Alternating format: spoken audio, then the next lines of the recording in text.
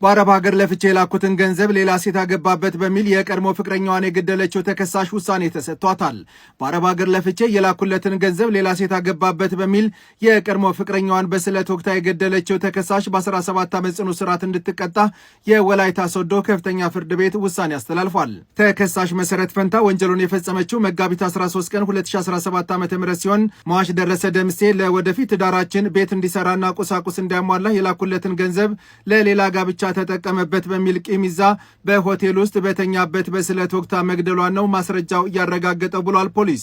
ከድርጊቱ በኋላ ከአካባቢው የተሰወረች ቢሆንም በፖሊስ ብርቱ ክትትል ከአዲስ አበባ ተይዛ ህጋዊ ሂደቱ ሲከናወን ቆይቶ ነሐሴ 12 ቀን 2018 ዓ.ም የ17 ዓመት ጽኑ እስራት ፍርድ ተወስኖባታል ብሏል።